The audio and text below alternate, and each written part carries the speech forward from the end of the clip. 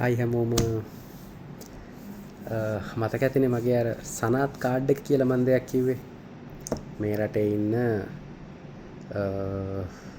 මොකක්ද කියන්නේ people of determination කියලා කියන්නේ POD ආබාධිත අය මගේ වචනින් කියන අබ්බගාත අය වෙනුවෙන් තියෙනවා වෙනම ඩිපාර්ට්මන්ට් එකක් දෙපාර්තමේන්තුවක් තියෙනවා වෙනම.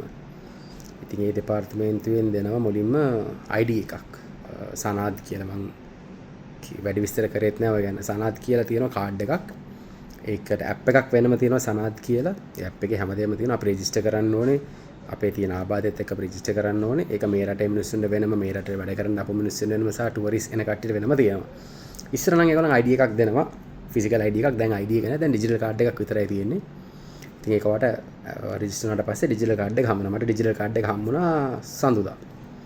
මම සඳුදා ඩිජිටල් කාඩ් එක හම්බුණා. මේකේ තියෙන පර්ක්ස් බලපුවා මම දැක්ක ප්‍රධානම දේ තමයි අපේ මේ නොල් කාඩ් කියලා තියෙන්නේ. මම මේ කාඩ් එක නෝකලා දැකලා ඇති. මේක පර්සනලයිස් නොල් කාඩ් එකක්.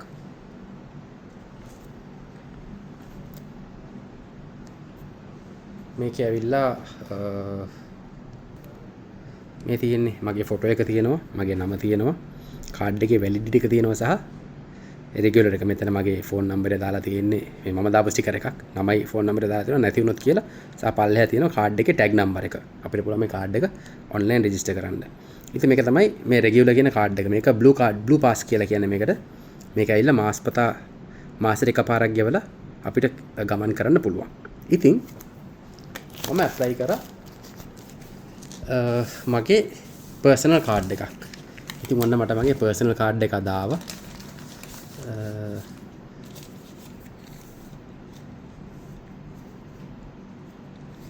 මේ තියෙන්නේ මගේ නම තියෙනවා Government of Dubai NOL RT. ඉතින් RT එකේ මට මගේ පර්සනල් කාඩ් එකක් වෙලද මම මේක ඇප්ලයි කරා. මේකේ විශේෂත්වය තමයි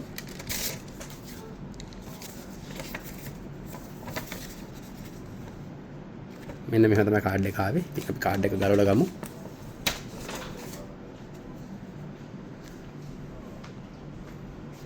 මේ තියෙන්නේ 31 වෙනකන් වැලිඩ්.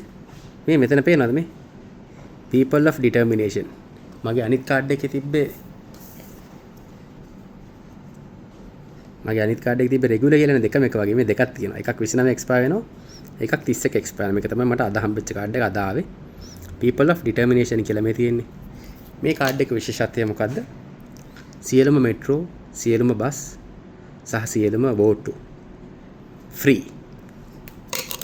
කිසිදු අයිතියකින් තොරව සියලුම ස්ථානවලට ෆ්‍රී යන්න පුළුවන්. ඒ විතරක් නෙමෙයි. ඩුබයි මුනිසිපැලිටි එකෙන් පාලනය කරන සියලුම පාක් උද්‍යාන ඩුබයි මුනිසිපැලිටි එකෙන් ඩුබයි මහනගර සභාවෙන් පාලනය කරන සියලුම පාක් වලට මේකෙන් මට ෆ්‍රී ඇතුල් වෙන්න පුළුවන්. ඒ වගේම මගෙත් එක්ක යන තව දෙන්නෙක්ට ෆ්‍රී ඇතුල් වෙන්න පුළුවන්. ඩොල්ෆින් ෂෝ කියලා එකක් මෙහි තියෙනවා.